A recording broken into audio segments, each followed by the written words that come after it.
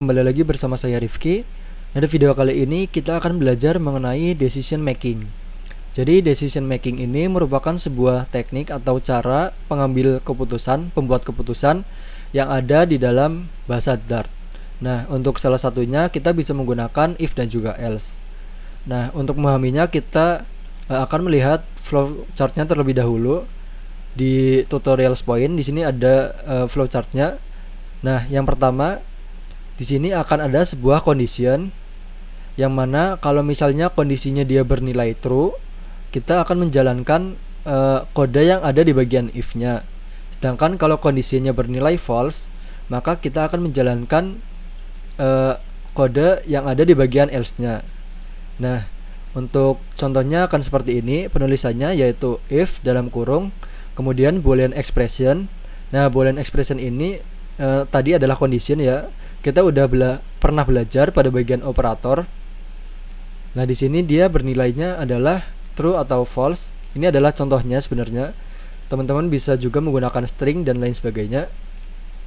Nah, kemudian kalau misalnya dia bernilai true, boolean expressionnya, maka dia akan mengeksekusi program yang ada di dalamnya.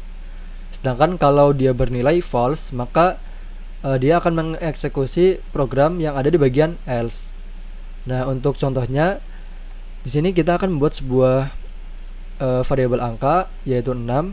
Kemudian kita akan melakukan pengecekan apakah 6 ini merupakan sebuah bilangan genap atau ganjil. Nah, untuk melakukannya kita bisa menggunakan if kemudian angka %2 sama dengan 0. Nah, ini artinya adalah apakah angka tersebut kalau misalnya dia dibagi 2, dia sisanya adalah 0. Atau di modulo 2 dia sisanya adalah 0 gitu ya.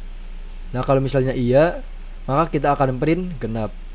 Kalau misalnya bukan, kita akan print dia menjadi ganjil.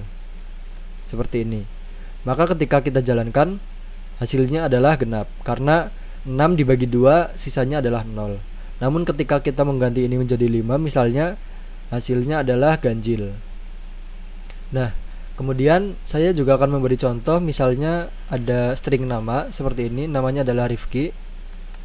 Kemudian saya akan mengecek apakah namanya bernilai Rifki. Kita bisa cek seperti ini, Rifki. Kemudian saya akan print ini Rifki misal. Kemudian kalau bukan, kita akan print ini bukan Rifki. Seperti ini ya.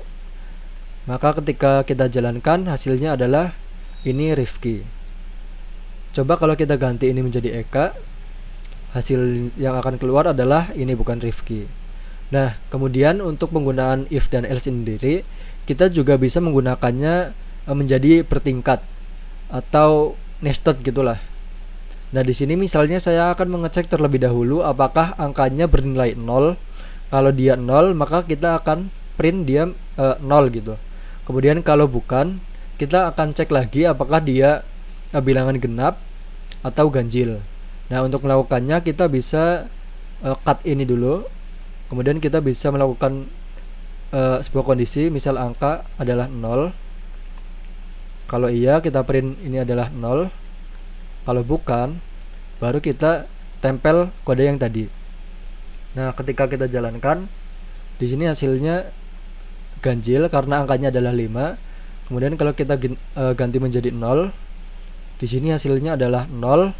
Benar ya? Kalau kita ganti menjadi 6, di sini hasilnya adalah genap. Nah, oke teman-teman, sekian video yang dapat saya sampaikan. Semoga bermanfaat dan sampai jumpa di video-video berikutnya.